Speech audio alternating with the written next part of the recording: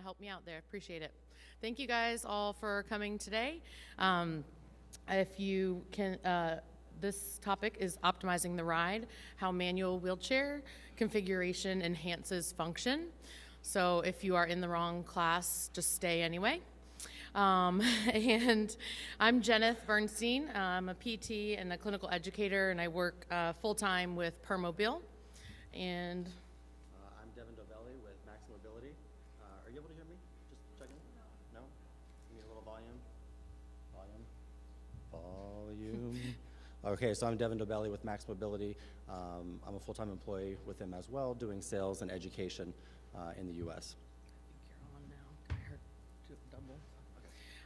All right, so what are you here to learn today? We're going to be talking about 3 potential configuration techniques that can be used to create stability and function in a manual wheelchair. We're going to talk about components of a manual wheelchair and how they help someone be safe and efficient and be more independent. And then we'll talk a little bit about how we can use current research to help prescribe the appropriate device for each person. So everybody in this room probably is aware of the fact that people that utilize manual wheelchairs for mobility will have repetitive strain injuries. There's a very high risk and a very high percentage. Almost 3 out of 4 people experience pain or fatigue when propelling a manual wheelchair. The one thing that we kind of discovered through research is that this actually starts within 6 to 12 months post-injury. And so a lot of the times we need to kind of think about how we're setting someone up initially and not waiting until it's too late to maximize their mobility. And, we have great guidelines to tell us how we should be doing things. We should have someone in a high-strength, fully customizable manual wheelchair made out of the lightest material possible, right? I think everybody in this room agrees with that, understands that. But I've seen in my practice and in traveling, and I really feel like myself, that we are not actually optimizing these chairs to the best ability that we can and we know how to do. Also, I kind of ask myself, am I really truly customizing this chair? And then am I reevaluating as often as I need to be as someone changes? So those are kind of the questions that we had for each other, and that's how this was kind of developed. Obviously, we know that clinicians and suppliers have barriers to making some changes and reevaluating and making selections. I mean, you have sometimes 3 weeks from time someone enters the hospital till you have to recommend a final piece of customized equipment. And that person may still be in a neck brace, may still be in a TLSO, can't even, still has orthostatic hypotension. They can't sit up straight without passing out. But yet you're expected to make that decision that's going to impact them for the next 5 years. So we understand that there are barriers. Many facilities don't have access to optimized equipment. They utilize the equipment that they have that was donated, or if they had the ability to purchase it, that's what they have. Or they may not have the staff to make the adjustments. And, like I said, you are right at that moment, you're making a decision for the next 5 years for that person based on our current funding structure. I would love to say that's not the case, but I think all of us in this room know it's hard to just ask for a new chair every year. And then, the lack of support in reevaluation. I think my experience, it's difficult when you see somebody at one point in time, then they move across the state and or across the country, and you're not the one doing the reevaluation. I know I always wanted more feedback. How did I do? How did that person succeed? Or what could I have done better? But you kind of lose track if you're at a big center or national center. So the other huge battle, right, for clinicians and ATPs, suppliers, is how to find that balance between dynamic function and static stability. This is the inherent conflict of setting a chair up aggressively and being worried about being too aggressive. And how do you know what's right for each person? And initially, as someone's first using a wheelchair, we probably are going to focus more on stability, right? Because oh my gosh, what if my patient falls over backwards? What if they get scared? The transfers are going to be too difficult if I, lower them too far to the ground. And so those are legitimate. I mean, they're legitimate concerns.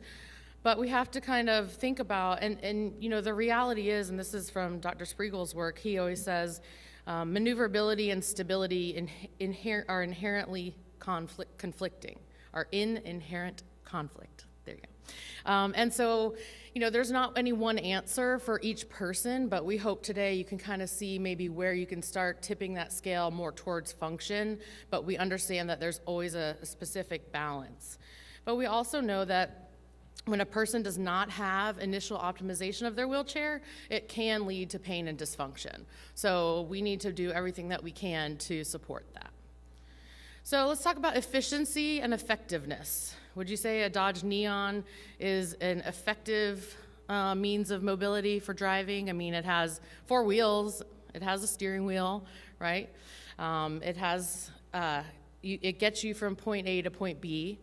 But if we want to look at, in terms of comparing it to someone who uses a manual wheelchair, if we want to look at how are we optimizing propulsion, making efficient propulsion, efficient skills, we want to look more at efficiency. So we want to look at something that's stable, that's close to the ground, that has improved handling, right? That has great steering. Doesn't look too bad either, right? I'd like the Aston Martin. And when you compare that to the wheelchair world or the person using the wheelchair, this should not come at a luxury, because in a vehicle, it's a luxury, right? You upgrade to that. But when you're talking about a person who uses a manual wheelchair, we can make both of these chairs, if you're thinking about this as both K5 chairs, if they're both funded the same, reimbursed the same, how can we set up that Neon to push like that Aston Martin? So it's just kind of a reference that we like to discuss there. So how do we actually get there? So we're going to talk about configuration, components, and training and support, and then maximizing function. So configuration, we're not going to go into every little detail. It's way too much for this short time. Many of you are familiar with some of the key measurements that go into prescribing a wheelchair. What we decided to do is talk about just a couple of the things that maybe are overlooked in your more basic eval, or it takes you a little bit more time to kind of understand. So, but the very first thing that we want to start talking about is how the person impacts your wheelchair selection. So you have 3 very different people, right?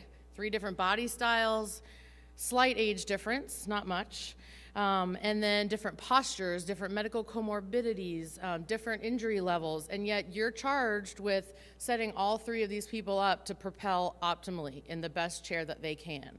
And so it's difficult. It's difficult to figure out how the person plays into all of that.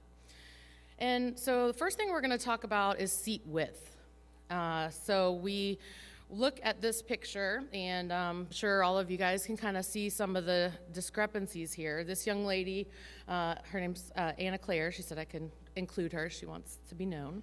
Her chair was prescribed for her during her inpatient stay, which was about 3 months after her initial injury. If you can kind of see here, when we're talking about front and rear seat width, the rear seat width would be the top, where's my point? The top arrow right here. So she's got about 2.5 inches too much seat width. You can kind of tell that she's already leaning to the left to get stability because she's not stable in her chair. And then how about where she would want to try to reach that wheel? She's going to be very far away from it, right? And then you talk about front seat width, and that has to do with seat taper. So you can see how much room is at the end of her cushion. And that seat taper can help with lower extremity positioning, stability, maneuverability, and then also looking at the front frame taper here. You can see that without that lower extremity positioning, her feet are barely on the foot plate. So this chair definitely can be shrunk both in the back, in the front, and in the taper, so that we can give her better wheel access, environmental accessibility, potentially loading it into the vehicle herself, reducing shoulder strain, and looking at her line of push, getting those wheels under her, right? So that's the important component of seat width. And then we'll talk a little bit about frame depth. So frame depth is when a chair is balanced proportional to the person using it. If it's not balanced, then you're going to have caster loading, anterior instability, impaired maneuverability. So how you do that is matching the bend of the frame to the popliteal fossa or the popliteal crease, the bend of the knee of the person. So you can see, you can almost draw a direct line down from the popliteal fossa to the end of the seat frame here. And then it also pairs right alongside with the center of the trailing caster. And so that's how you know you have a balanced and efficient chair. You have more of the weight over the rear wheel, and we'll talk a little bit more about that later. If someone's reporting that they have anterior instability, so they're falling forward out of their chair, because as clinicians, we're worried about falling backward. But if someone's frame is not proportional to their anatomy, then they may feel like they're going to fall forward out of their chair. When they're coming down a ramp, if their casters are too loaded, not going to have traction on your rear wheels, and you're just going to kind of skid out. So frame depth is a very important measurement that is not always talked about or optimized, and so that is definitely the goal. And then we all know about seat depth, right? Seat depth is about maximizing that pressure redistribution without interfering with the lower leg or any of the veins and arteries and lymph nodes and everything in the back of the knee. So we just wanted to highlight that we understand that seat depth is about maximizing pressure and redistributing pressure, and the frame depth should mirror the actual functional anatomy of the person. So you can see here that's going to be his seat depth and then frame depth. So calling those two numbers out separately can really help enhance someone's chair configuration. And most of the time we're talking about this in rigid chairs. We don't need this frame extension with manual chairs typically because your feet are obviously far out in front of you. So this is mostly going to be applied to rigid chairs. So also overall frame length. So the length of the frame from the back post to the front of the frame. That helps keep someone's chair stable, keep their feet supported, keeps the chair balanced. If it's too long, obviously you have limited accessibility and a very large turn radius. When you do it correctly and get the proper frame length, you'll have appropriate, balanced, stable foot placement. And what you'll find is that you can have a stable frame, a stable wheelbase by extending that frame depth, customizing the frame length, and adjusting that center of gravity forward to decrease your overall footprint. So the whole amount of space that chair takes up doesn't have to be 3 feet. You can modify the overall footprint of the chair by bringing that center of gravity forward. So this is just a little example of having that appropriate frame length here. It comes straight down and the ball of her foot is centered in that front 1/3 of the foot plate, which is what works for her. That's going to be different for everybody, but if you can evaluate range of motion, evaluate spasticity, and find that proper foot placement, and then you define that overall frame length, you're going to end up with an optimally configured chair. And so much so that we kind of challenge you, and you don't have to say it out loud because I know it's a big group, but a lot of times when we're picking front frame angle, do we really understand what that's doing, what that number means, or is it just an arbitrary number? So if anybody is so brave, what number is this, what angle is this front frame? 85, I heard? Yeah. So if you got out your angle finder, it's actually 87. So not too far off, but maybe just enough off so that it's not in the correct place for the person. So if you describe the seat depth, the frame depth, and the frame length, you do not need to define a frame angle because you know exactly where that person's feet are going to fall at the end of that frame. So it's a challenge to your brain to think about it because I know I was I'm 80, 85, 90, I know what that means, but when you're thinking about the person in the chair, think about where their angles actually need to be. And then we always talk about, of course, vertical center of gravity, so keeping a stable base. And when you don't have a very stable vertical center of gravity, you're sitting up above the chair, right? You'll see a couple of videos of that in just a minute. When you have it correct, you're sitting in the chair, you have a good elbow contact angle, you have a good efficient push stroke, and you're much more stable for reaching and leaning. So, and I like, this gentleman kind of shows you that he is sitting in the chair, he is stable, he's using his wheel for balance, he can reach and lean and access his environment, and he has great access to the wheel. And I know he's not in a push state, but to me I can extrapolate that elbow angle is going to be pretty spot on when he goes to take that first push. And then we'll talk about horizontal center of gravity, and that's what we all know and love, right, is your COG. So when you have a more stable chair, you have a more conservative center of gravity, you know, you're going to get caster loading. So more of the weight is going to go on the front casters, and those casters aren't meant to take that weight, right? They're meant for turning. They're not meant to actually be the thing that you encounter obstacles or that you push with, and we'll talk about why that is. So do we start at 1.5 when we're talking about center of gravity, true measurement of the frame? Do we start at 2.5? Would you ever start someone out at 3.5? I would be nervous, but now I know that you can and you do by creating a stable frame. So don't be scared to set a 3.5 COG on someone who has just initiated propulsion. And, you know, this is probably one of my biggest things, that are we reevaluating that? If someone does need that stability, first off, then are we coming back 6 months later, a year later? Are we always reevaluating? And how does the person know? I always like to use this as a reference for horizontal and vertical COG. So this is Artie from Glee, used without permission. No, I'm just kidding. So we can see here that he's sitting up so high in his chair and so forward of the wheel that he has actually developed a kyphosis. He's now windswept, right, from having his foot plate, a riser on his foot plate. He has very limited access to the rear wheel. And then if you are not familiar with the show, he has no mobility impairment. So his body has adapted to this chair. And that should not be the case. The chair should adapt to that person. We should make the chair fit that person. They shouldn't have to slide into place or find a stable location for their pelvis. The chair should be doing that for them.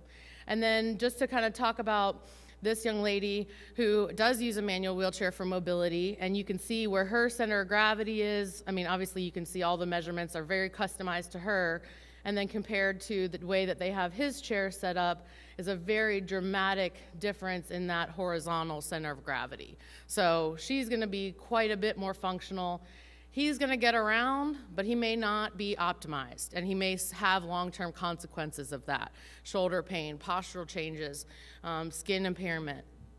So, you know, just kind of using those as a reference. And now I think Devon is going to take over, talk a little bit about wheel distribution. Sure. All right. Hi, everyone. Can you hear me now? Yes, good. Okay, so you've gone through all this work, taking everything Jennith said to heart, and you've optimally configured the manual chair for the user. There's more to it than just that. When you look at axle position and rear wheel weight distribution, I'm gonna, actually I haven't used your laptop here, I gotta find it. Okay, enter, oh, here we go, sorry guys. So what we're looking at here in this study is, and what they're showing is that what we want first off is to load the rear wheels and at a specific percentage rate that is optimal. Does anybody like in here want to throw out maybe what that percentage might be over the rear wheels? I heard 70, 80, and 60. I'm going to point out 75, about 75 to 80, with 80 being a little more on the aggressive side. But how do you achieve that? So if we have a study that says we need to achieve 75 to 80% of the weight distribution over the rear wheels, how do we go about doing that? Right? So, and then I'm actually gonna, well, with this slide here, I'll point out that we want the center of gravity of the wheel or the axle to be optimal, because the further back it is, the higher the rolling resistance is going to be. So as we talk about this a little bit more, we want the rolling resistance to be as low as possible. So what it's showing here is as you change that rear wheel offset, you significantly lower the rolling resistance. But getting back to that 75 to 80%, how do we achieve it? So from a tools perspective, we can look at floor scales, we can look at FSA floor mats, balance kits, and actually Jennith at Shepherd, what, did you guys have an FSA floor mat? Yes, we did, yeah. So did it work well? Well, we didn't really use it all that often, maybe once or twice a year, perhaps. And, yeah. and why was that? Just probably due to the fact that it was bulky, it was heavy, it was not portable, and it, was time consuming ultimately. So, and that's something you guys don't have, right? There's a lot of time. So what we end up doing is not really having a method and kind of guessing and checking. Balance kits, balance platforms, not as expensive, but you still have to set them up, you still have to do math. That's not gonna happen. So what we wanted to kind of come up with you guys, and we kind of went around and around with it, is just to come up with something very simple, general, very basic from the standpoint of, oh wait, is my pointer? Yes, no, I can't, sorry. So down here, bottom, umbilicus, belly button, and ear location. So the user center of mass is gonna be approximately somewhere a little bit behind the belly button, but from a positioning standpoint, if you look at where somebody is in their chair, okay, where their trunk goes, okay, so where their trunk goes, their head and ear are gonna go. So if you look at where the earlobe is and draw a line down, so somewhere kind of between that line down from the earlobe and the umbilicus is gonna be generally where the center of mass is for the user. So that's a starting point. And that's really what we wanna give you, not something that's like super exact, but a starting point that lets you kind of jump off and find where you need to be. So when you find that point, then that allows you to determine what the chair center of gravity measurement is, right? So that's the distance then being from the back cane to the axle position. So that can be, that 85, 70% for everybody is gonna be different from a physical inches perspective. So one person might be at 80 with a 3.5, but another person might need 5 to be at 75 or 80. And then once you kind of get that general setup, you just want to evaluate skills. So can they do the skills that you would want them to achieve, or that optimal center of gravity would allow them to achieve, like safe, easy wheelies, right? Being able to, go over thresholds, curbs, things of that nature. And then from the standpoint of subjective reporting, like how do they feel? Do they feel safe? Do they feel too tippy backwards? Not enough?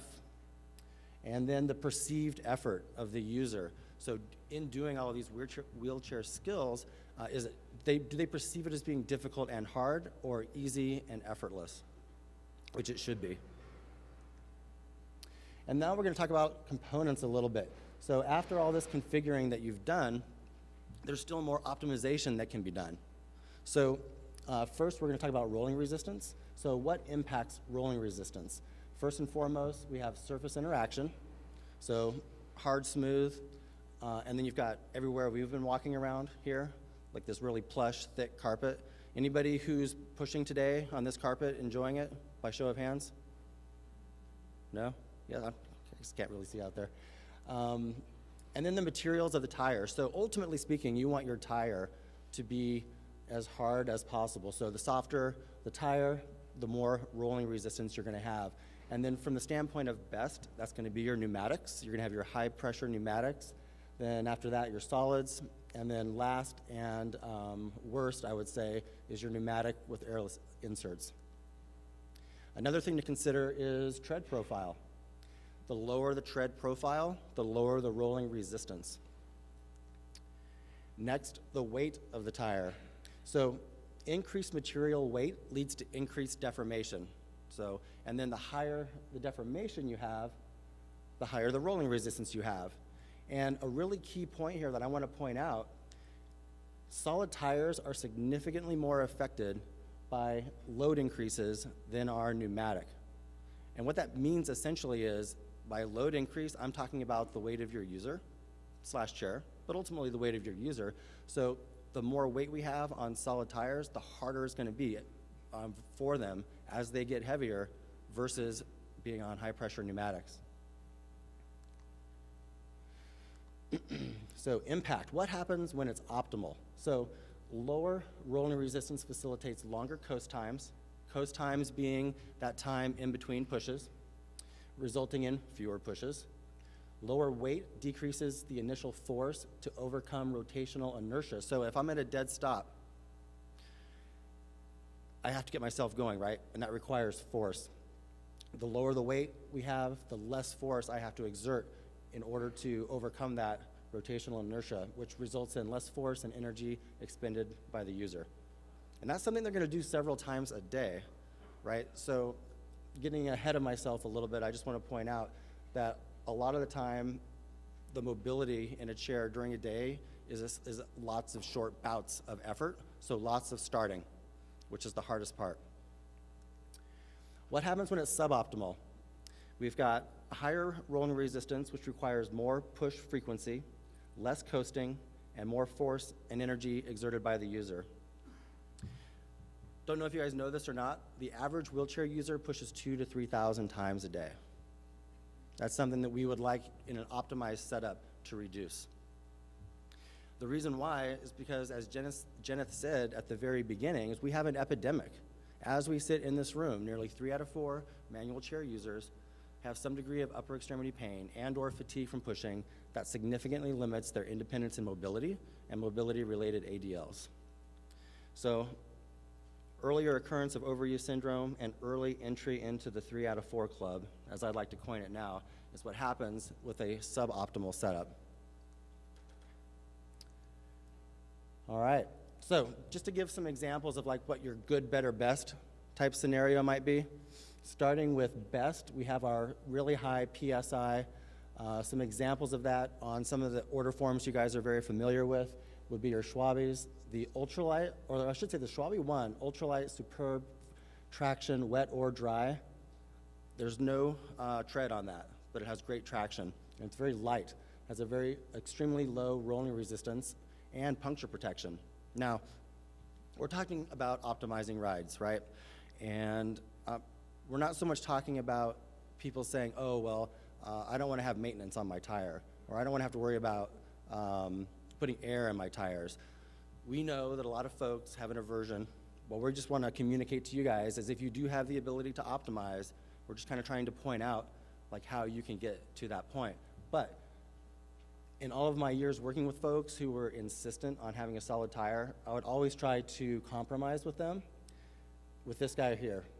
So the Schwabe Marathon Plus is a high pressure pneumatic, but it has puncture resistance and it runs flat, or it doesn't, or it's like a run flat type of a tire. So even if the air is low, they're not going to run on the rim. And I'll show you a picture of that soon. Kind of going down in your pressure would be your Kendas, Primo HPs, Primo V-Trax. So now we're kind of like in the 100, 110 PSI range. I think normally, and somebody can correct me if I'm wrong, but I think typically high pressure pneumatic tires that are like your standard no charge options are typically going to be in like the 60 PSI range. Then you've got your high durometer solids. So like a Shocks claims 110 PSI equivalent, but you still have the weight sacrifice. And with weight, you have more deformation, and it's harder to initiate propulsion. And they also tend to be a little on the slick side. So a lot of times when you're trying to push and turn, they might slip and slide on you a little bit, depending on the surface that you're on. And then we've got my least favorite, I'm opinionated on this, the pneumatic with airless inserts. So really heavy and really high rolling resistance. I would choose a solid over that unless you have to have a solid, and you need tread and better grip. And then I just brought this picture up just to show you guys. This is a sectional cut of that Schwalbe Marathon Plus tire.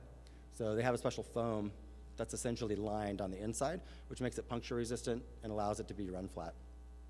Well, actually, you know, when I looked at their, I've always talked about this as being puncture resistant, but a lot of the websites I looked at when I was researching this actually kind of was just calling it like the flat free, like you couldn't, like you're not gonna puncture it. I've seen them punctured though. Okay. So composition of wheel. What happens when it's optimal? We have lower weight and therefore lower rotational inertia to overcome. We have increased stiffness, which means less energy loss, longer coast times then per push. Wheel size. I don't know if you guys know this or not, but your rear wheel diameter, rolling resistance is affected by your diameter. So smaller diameter, more rolling resistance, higher diameter, less rolling resistance. Then when it's suboptimal, again, we have increased force and energy required of the user.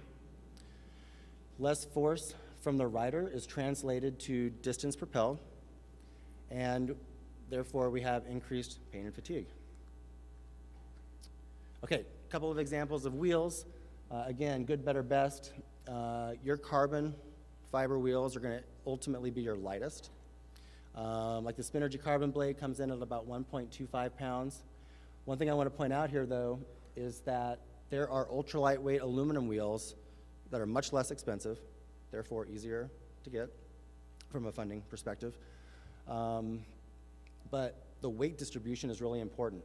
So in a wheel, we want as little weight at the perimeter as possible, and you achieve that with your carbon core wheels. So the Spinergy carbon blade, the Topolino, those are going to be your lightest and most efficient wheels. And they're also very stiff, which means that the energy that is given to the wheels or the rims by the user gets translated into distance. Also up there, kind of like coming down a little bit, we've got the Spinergy LX and spokes, so a little bit heavier, not quite as stiff. We've got our super light aluminums. Then you just have your standard aluminum spokes, and then worst case scenario, your mag wheels, which I forgot to look the weight up on, and somebody can throw out there if they know, but I think they're about 3.5 pounds-ish, if not a little more, per wheel. And they have a lot of play in the hub. So you're pushing, they're wobbling all over the place, you're losing energy, you're not getting as far.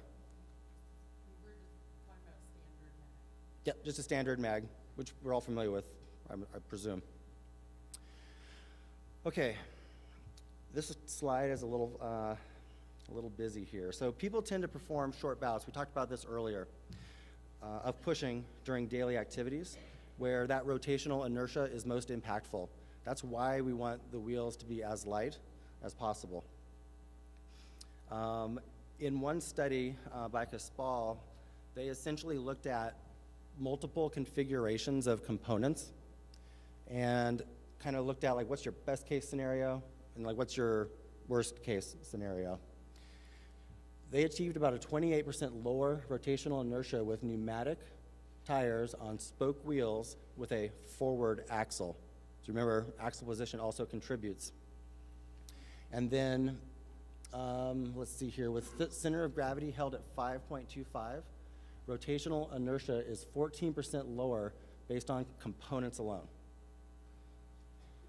And then from a clinical application perspective, configuration and components hold equal weight for affecting rotational inertia. So that whole 28%, that's kind of like you've got configuration and components. They're about half and half, 50-50, make up the 28%.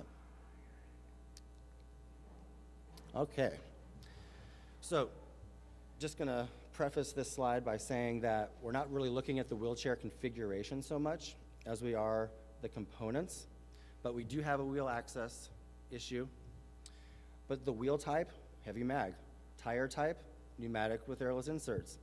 Caster type, actually, I think they're just like a tiny 2-inch, oh, they're in the back, that's right, it's a front wheel drive. Diameter of rear wheels, she can barely reach them, let alone the push rim. Wait, sorry. guys. Okay, so let's watch her be efficient as a pusher.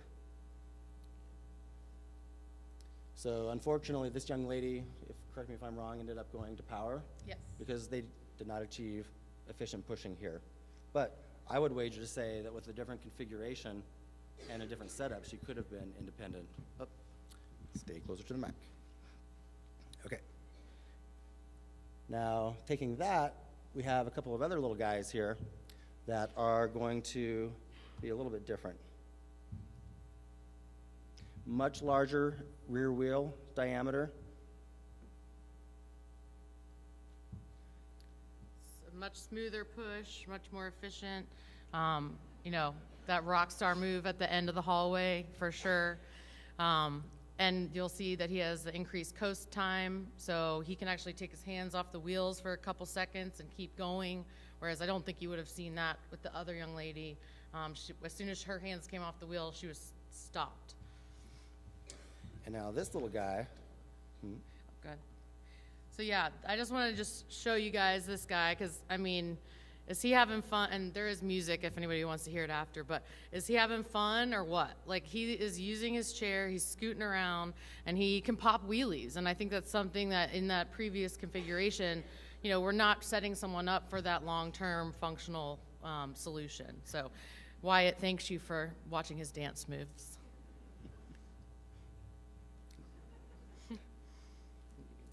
we'll just keep watching him. This is the end. We'll just keep watching him. Just kidding. This is just what you're going to see in your head from now on, whenever you think about configuration. Okay. So we're gonna Switch things up a little bit. So we have joining us today a very special friend, Steph Iao, who's going to join us now. Come on up, Steph. And the purpose of this section here is to talk about, so like what Jennith was talking about initially is, so somebody starts out in a chair and they get that initial configuration, and then do things change or do they not change? And how can life be when things go from being suboptimal to being optimal? Okay.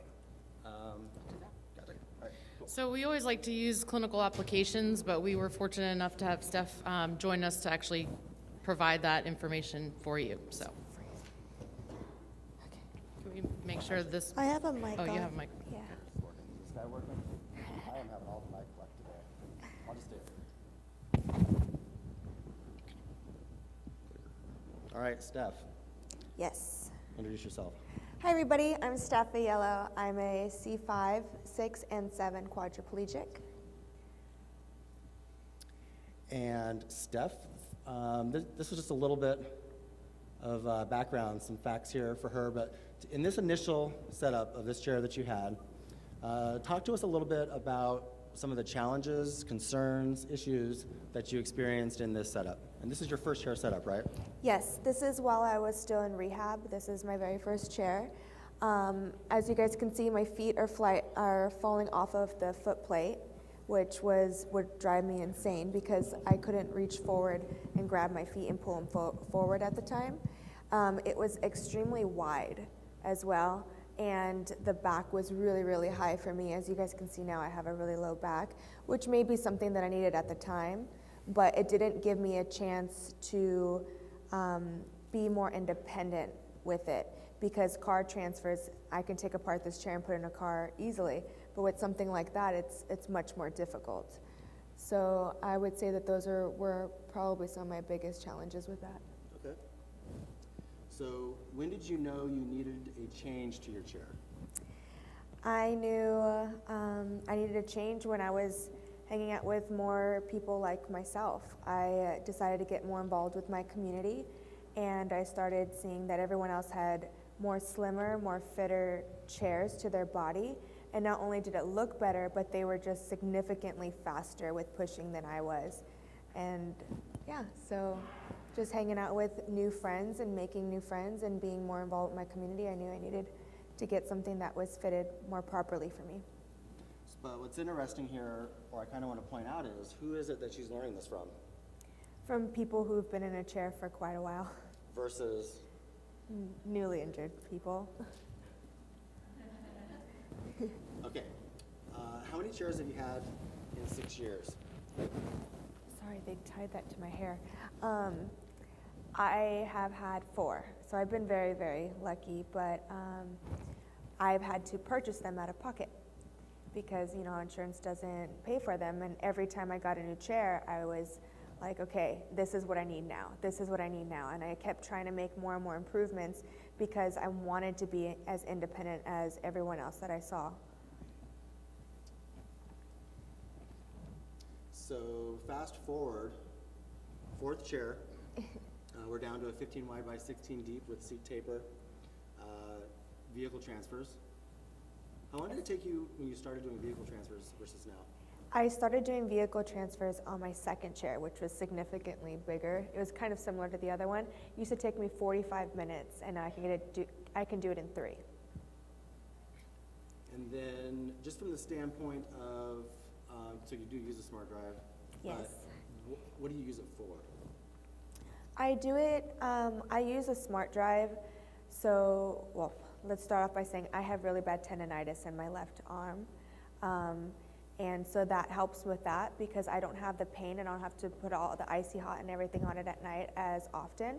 I love using it because I'm much more active and I can go out with my friends and actually roll beside them and not have someone behind me and trying to communicate with them while you're shouting and forward. I use it for traveling and airports and dancing with it now. So, any advice that you could give either to us as clinicians or end users, what would you say? I would probably say, sometimes less is more. Make it much more compact for them. One thing I always say is like you should never live with your chair should live with you. And that is something that I stress very often when I meet new spinal cord injuries. I'm like, make sure that the chair is something that no one sees. They want, like make it compact and, just make it small and lighter, as light as possible, honestly. All right. Thank you, That's Steph. it, Steph. Appreciate it. Okay. You're Very welcome much. to hang out if you want. But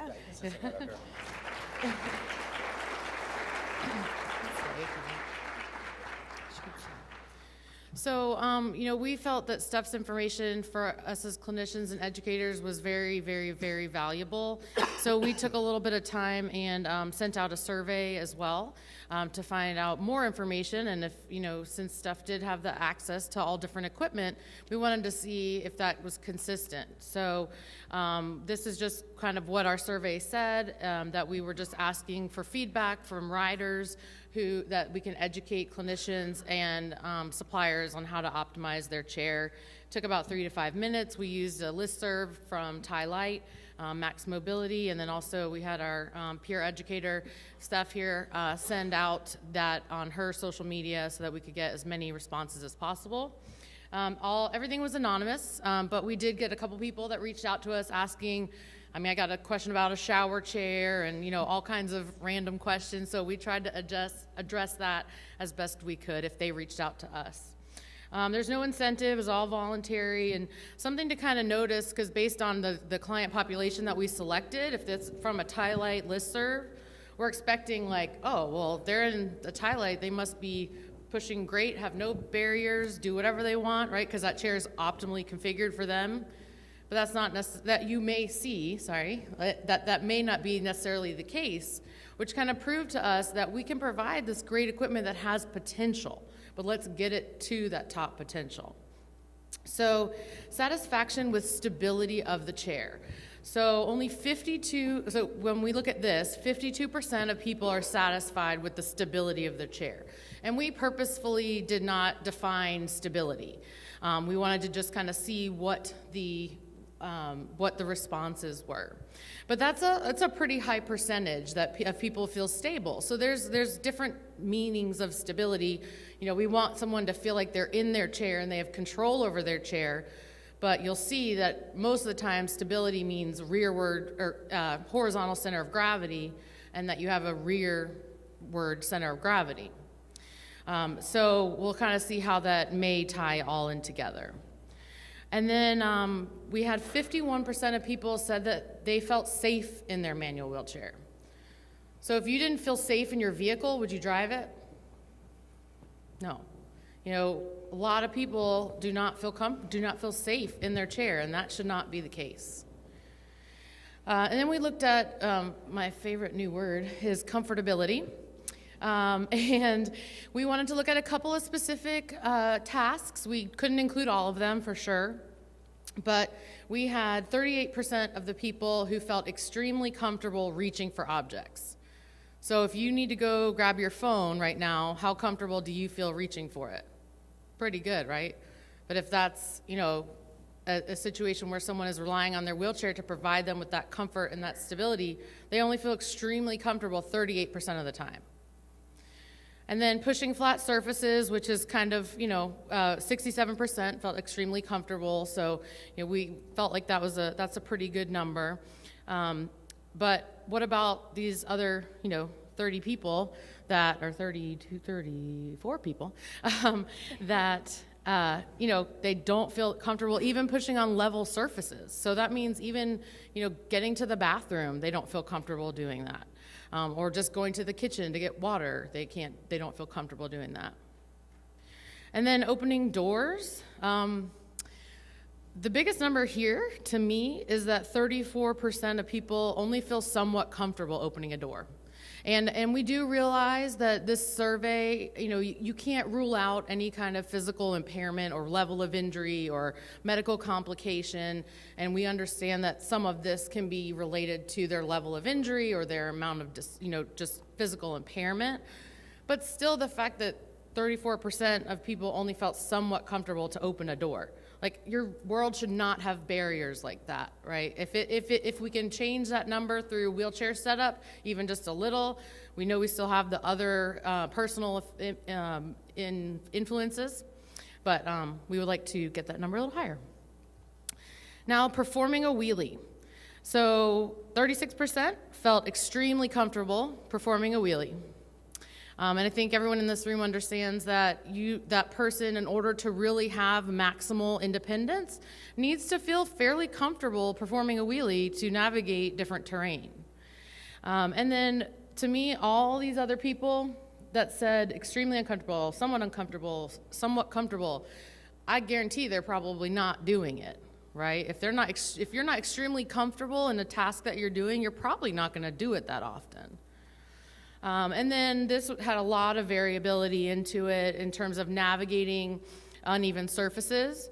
So there you can see that there's a large variety of people, and and we're going to be doing a little bit more research on can we correlate that directly back to the previous slide of doing a wheelie and the previous slide of your stability of your chair. And then we were pretty close on pain and fatigue as far as meeting some of the PVA guidelines as far as incidence and prevalence of pain and fatigue from manual wheelchair propulsion. And we specifically asked from propelling your chair because there's transfers, there's reaching, there's so many other things that can cause shoulder pain. But we wanted to know during that activity, are you experiencing that? Or as a result of that activity, are you experiencing that? And so 65%. And again, these are probably people that are using customized, optimized wheelchairs. So this one drives me crazy because only 21% of people felt that they were always able to get to their desired destination in a timely manner. So all the other people, because of the way that they propel or push their chair or the chair, the chair maneuverability, they are not getting where they need to go as efficiently as possible. And that just frustrates me, and I don't want to be soapboxy, but you should be able to get where you want to go with your equipment. So we would like to see some of that change as well. And then looking at some of the ICF framework of participation and how equipment affects participation. Almost half of the people that we surveyed, which was a total of, we had 470 completed surveys. 540 were sent out but not completed, so 470 were completed. And 50% of those people were not happy with how much they can participate with activities with their family and friends. And so we're going to talk in a minute just about quality of life and how that impacts how wheelchair configuration impacts that. But I mean, this is keeping someone at home. This is not letting them be social. Like Steph said, she learned by getting out there, being social, meeting people, exploring her environment. So this is huge. And then we just were curious, like how many people thought that they were in an optimally configured chair, because it's not really a term that I think people really hear that much, or if they're in a wheelchair, they may not have ever been asked this question or know to have a chair that's optimal. And so, we got about 50%. And that's an F, right? That's failure. So we have a lot more education to do. Steph does as well. And so we hope that these numbers can change in the future.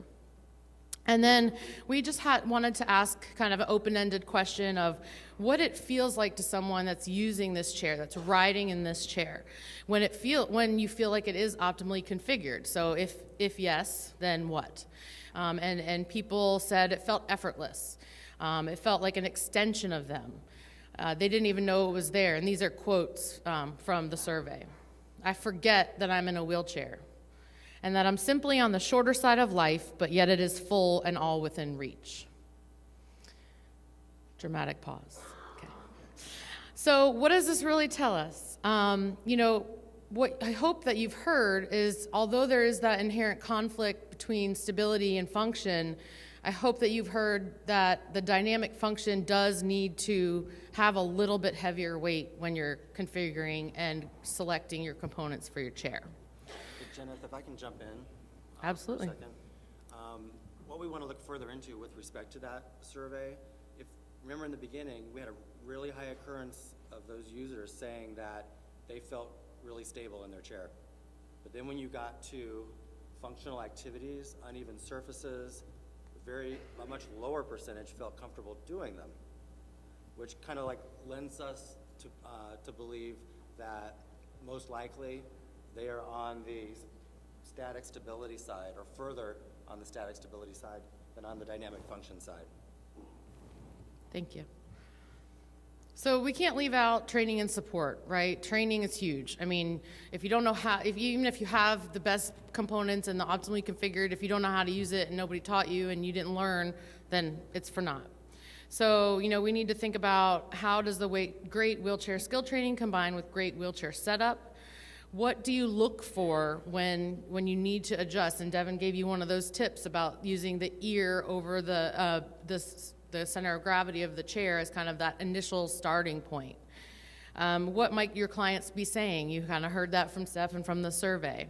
And then what objective measures can we use? As clinicians, we always have to document objective measures. So are you using the FMA? Are you using the ATOM? Are you doing a 10-meter push test, a 100-meter push test, so that when you move that center of gravity forward a quarter of an inch, Robin, that it does make a huge difference. A quarter inch forward can make a huge difference in someone's functionality. So, but are you then doing a 10-meter test, doing a maneuverability, doing a slope test, and really seeing what impact you're having, and how much would that help your documentation? And there's a lot of great clinical outcome tools, and then you can also use, satisfaction surveys, SF36, FMA, so you can get feedback from people as well as pairing it with those objective measures. So, one of the research studies that we reviewed for this, we kind of knew this, but we needed to back it up, right? We can't just make claims. And so in research study from De Groot, this was done at 8 Dutch SCI centers.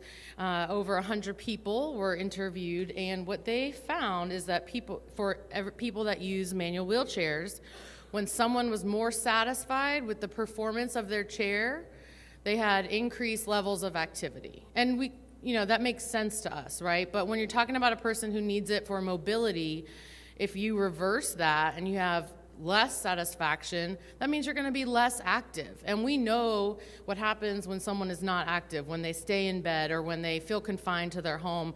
You'll see in just a moment, it's going to start this cycle of lack of confidence, discomfort, decreased function, isolation, less time in the chair. So if you look at confidence as a whole, when someone is confident, it allows someone to make decisions, make strong decisions, set and attain higher goals, and overcome challenges. So that's confidence in general. So we need to apply that same thing to wheelchair confidence. If a person is not confident in the wheelchair comfort or the skills, then their functional outcome can be limited. And it's just kind of a cycle. So we have to figure out the best way to intervene. One of the most critical training interventions that we've been reading about is group influence, group training. So it's not just having one therapist and one patient trying a skill 1 hour a week. It's getting peers together, seeing how other people are doing, having multiple clinicians and trainers available in a group setting. And actually, this was a very well-researched field. And Woodbury talks about group training can improve advanced wheelchair skills capacity and help patients achieve individually set goals. So they actually compared traditional training to group training, and the people that were in the intervention group or the group training had significantly higher goal attainment skills and significantly higher wheelchair skills than the control group that did the traditional training. And then, of course, quality of life. So what does all of this mean for someone's quality of life? In a research study in 2012, they looked at they wanted to try to identify that critical skill that allowed someone to feel the most confident. And so I'm going to play this while I'm talking. But the skill that they actually found based on research was being able to descend a 15-centimeter curb, and they used Dr. Kirby's wheelchair skills test to compare and contrast all their activities. This skill, as a PT, that's the scariest to try to teach someone. I don't want to speak incorrectly, but I would imagine it would be very scary to try to learn. But if that's the one predictor of improved quality of life and improved participation and improved satisfaction, we got to really figure out the best ways to make a chair work for that person and train them how to use it. And I just like to show this.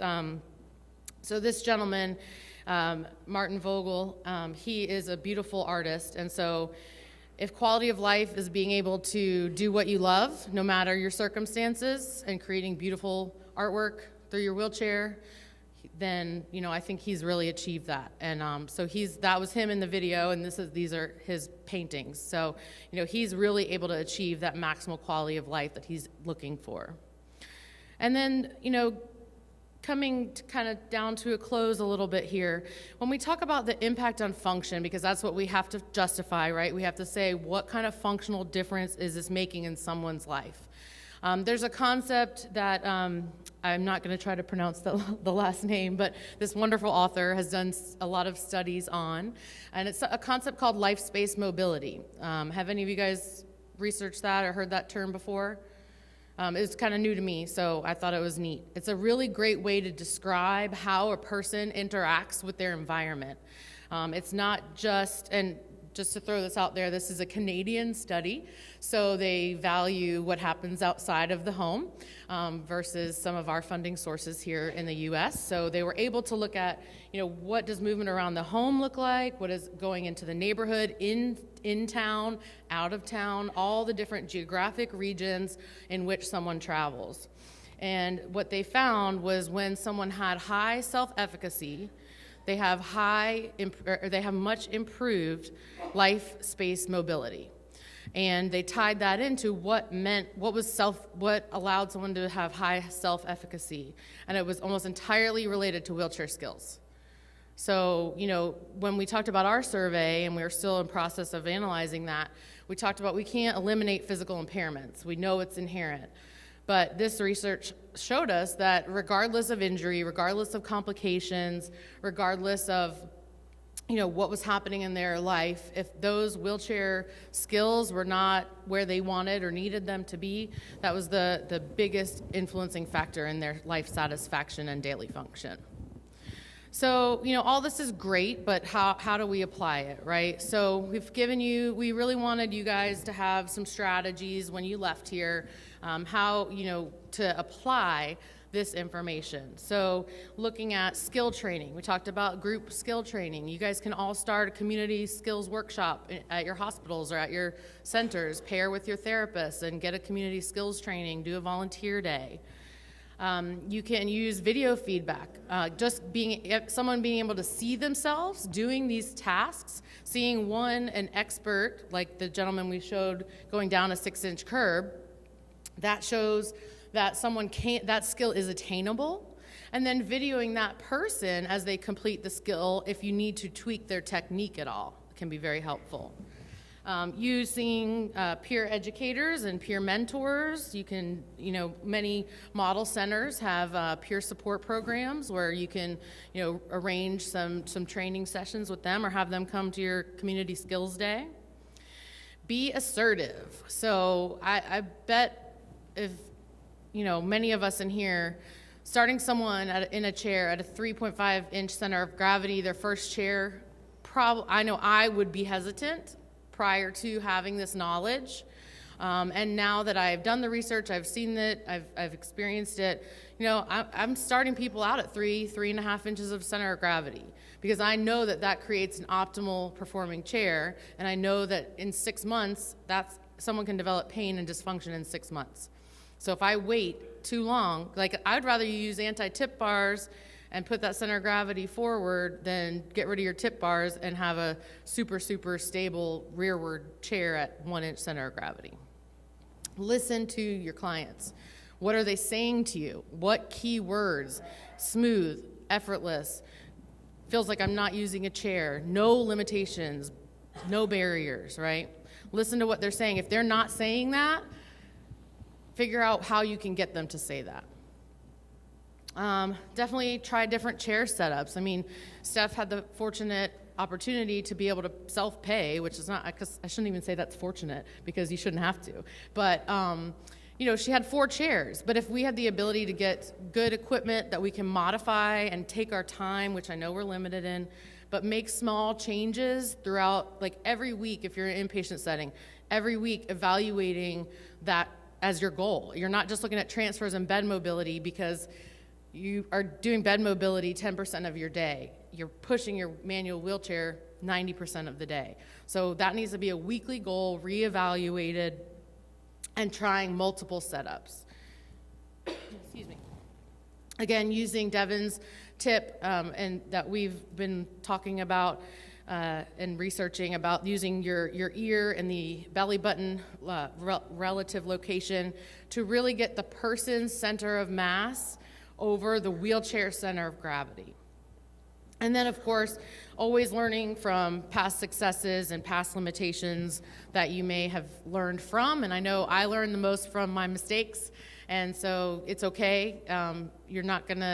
It's okay to learn from those, but the important thing is that you do, of course. So in summary, in closing, we know that combining fit through configuration can give someone a maximal functional outcome. We know that by reducing rolling resistance, by picking out the optimal components for chair setup, is reducing that rolling resistance that most people throughout the day are stopping and starting, like Devon said, small, short bouts. So if every time you turn, you have to overcome a high rolling resistance, then you are going to be at a disservice. You're going to be putting more wear and tear on your body. So reducing that rolling resistance by by setting the chair up optimally and picking out the optimal components. Enhance education and training. Provide the person with resources, reevaluate as much as you can, make a small change, and always do not forget your seating system when you're speccing out a chair. I can't tell you how many times people say, "Oh, I'll decide on the cushion later." Well, what if you pick a 2-inch cushion and then you end up with a 5-inch cushion and you're in the same frame? Is your horizontal center of gravity going to still be appropriate? Probably not. And then finally, we just, each person has individual needs, and we don't want someone to wait until it's too late to have the proper equipment. And then the person should not have to conform to the chair and slide themselves into a functional and stable position. So that's kind of our summary, and we will definitely entertain any thoughts or questions. And Devon, do you have any other thoughts to add about that? I don't think so. Okay. Any questions that we can answer Or try to answer. Anybody comments? You just want to get out early? All right. Thanks, everyone. Thank you. We'll get to the code.